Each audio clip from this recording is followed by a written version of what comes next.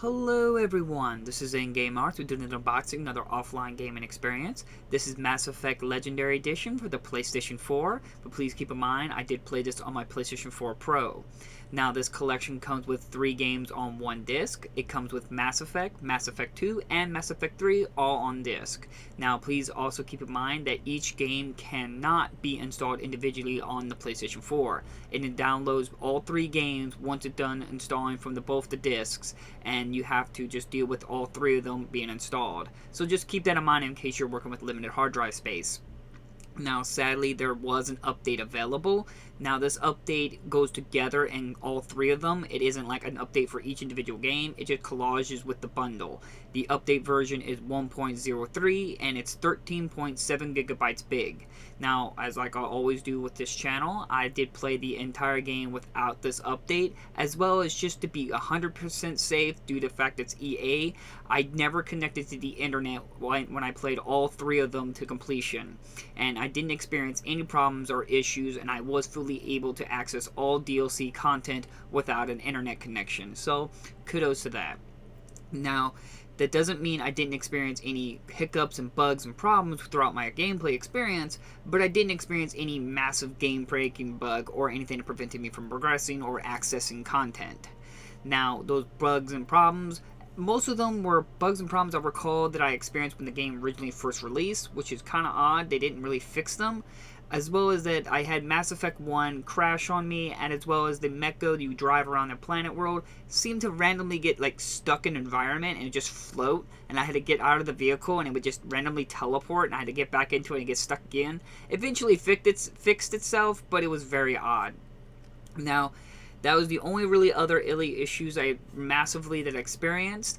Other than Mass Effect 3, I did a romance for Tali, but I didn't get the trophy for it. So that was a bit odd on that. I don't know if that was just a little hiccup there. I don't know. But the other main big issue I did have, and was the biggest reason I brought up I played it on PlayStation 4 Pro, is through all 3 games, the biggest glaring thing I noticed that the game suffered quite consistently frame rate drops. Even though I did set all 3 of them to prioritize frame rate, I did have frame rate drops. Not massively that prevented the game to be in like a choppy mess and just unplayable, but it was noticeable. If you were looking at a wall and then you turned around and looked at a landscape, the frame rate drop was significant. And why I thought those was really good that I played it on PlayStation 4, and why I'm bringing up why I played it on the Pro, is that if you put it in resolution mode and you're playing on the base PlayStation 4, you may experience even more frame rate drops. As well as that, I'm glad I played it on the PlayStation 4 first, and this will allow me to get a better feel to see how much the experience has improved when I finally tested on the PlayStation 5. So I'm a little eager that I'm glad I tested it. As I said, though, I didn't experience massive any problems, and I had all the DLC available. So I was able to experience some of the DLCs I never got to play, like the Citadel, the Leviathan, even the extended ending to Mass Effect 3. All of that is on the disc. As well as that some of the fixes they did, like the VI that is for a Tarian who was supposed to be out for blood for the human race, or particularly you.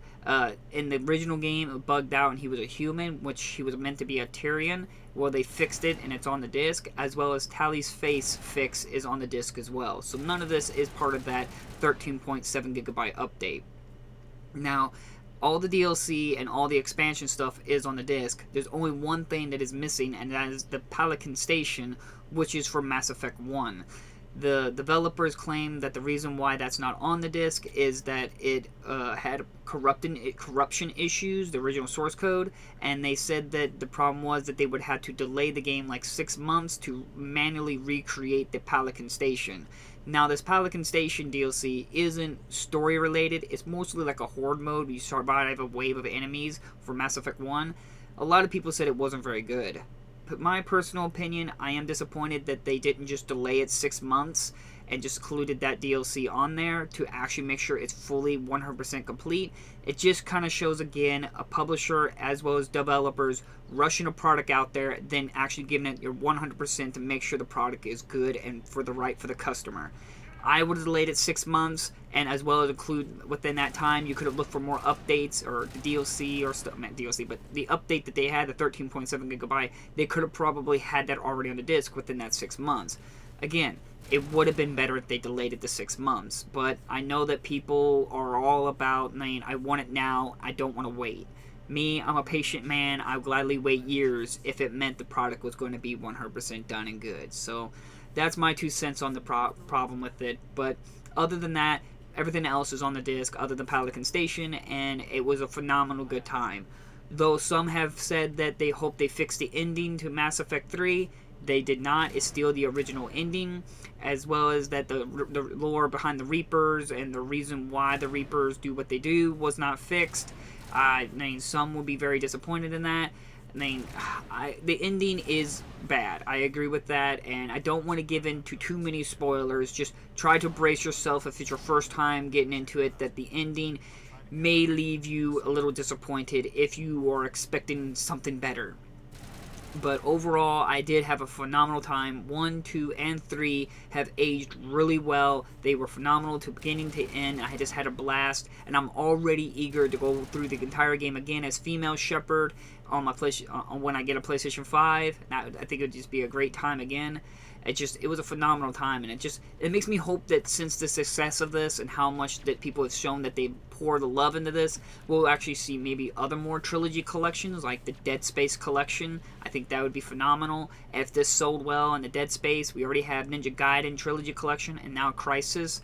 Hopefully we might see even more collections down the road, like maybe Sony can give us Resistance, Killzone, God of War, and among other ones, Fear, and Condemned. There's many other games. I can go down the line. A lot of these games really just need a new polish up, re-brought out. You don't need to massively do a whole remake of the game. The original games are still phenomenal, and I'm glad to have a reprint of those discs for newer hardware. And I don't mind a little bit of improvements like they did with Mass Effect 1 here. Polished out of certain things, fixed a little few things. Let's give the experience a little bit more modern look and feel to it, which is no problem. You didn't touch the original content, you just made it a little bit more easier to use and made it a little bit prettier where you could. And that's how you should do it when you're doing a remaster. So in my opinion, it is a phenomenal collection. If you've already played the series, it's well worth your time to go back into the series. If you've never played the series, don't look up anything. Don't get disappointed or get into spoilers. Just go and buy it and go and play it and enjoy it. It's the full package. You won't be disappointed. It's a phenomenal sci-fi exploration, space opera, I guess you can specifically call it. It's just an amazing RPG and story-driven game. Mass Effect was a big deal back in, like 9 years ago. It reminds me of a lot of another hidden gem in the past. That was Star Control. That game was just ahead of its time, much like Mass Effect here, was that it was a perfect collage of both action RPG as well as a massively story-driven experience. So in my opinion, it's well worth your time, and hopefully we'll get other trilogies within the series like Dead Space. But so like always, I try to leave links down in the description if you're interested to copy, which I highly recommend. P.S. I want to apologize that this video took so long for me to come out with. Trying to cover 3 games and trying to fully complete them takes a lot of time. I think it's like 130 hours I spent trying to complete everything in the game, and it was just well worth the time, and I wanted to make sure to give you guys a full clean video of making sure there was no internet requirement at all, because we are talking about EA here. So in the end, it was fully complete on disc, no internet required, no update required, and I just couldn't be more happier to have this collection on my shelf, and I highly recommend it to anybody else out there who's an offline gamer like me. So thank you all for watching, and I'll see you guys in the next unboxing video.